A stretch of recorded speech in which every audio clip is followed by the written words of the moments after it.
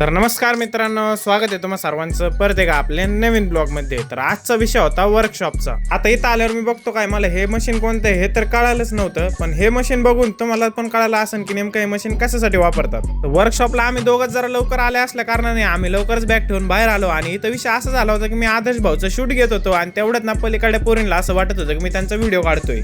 तर लवकरच आमचं वर्कशॉप चालू झालं आणि इथं आमच्या सोम भाऊच्या हाताला लागलं होतं, पण सोम भाऊने काय माघार घ्यायचं ठरवलंच नव्हतं। तर सोम भाऊचं तर काम झालेलं होतं, आता आपल्या शुभम भाऊनी नेमकंच कामाला सुरुवात केलेली होती। आता तुम्ही म्हणता नेमकं पांढऱ्या बाटलीत कलर कशासाठी घेऊन आलेले आहेत, तर तसं काय नाही मित्रांनो, ज्या टायमिंगला मेटल घासून गरम होतं ना त्या टायमिंगला ना त्याच्यावरती कूलंट म्हणून वापरलं जातं। तर आता मला ना सर नेमकं सांगत होते की कसं बनवायचं आणि आम्हाला बनवायचं नेमकं हे होतं। तर आता इथं सरांनी काम हातात घेतलं होतं आणि इथं विषय असं झाला होता की आता आमचा जो एक्सपेरिमेंट झाला ना तो आम्हाला इथं लिहायला लावला होता, पण हा भाऊ काय रील्सच बघत बसला होता। तर आता इथं मी नेमकं ब्लॉगचं शेवट करायला बघत होतो आणि तेवढ्यात आदर्श भाऊला दिसलं कॅमेरा चालू केला। आता ते त्यांच्या केसावरून हात फिरवणार नाही असं तर कधी झालं नाही। तर चला मित्रांनो, आजच्यासाठी एवढंच, भेटू आपल्या पुढच्या ब्लॉग मध्ये।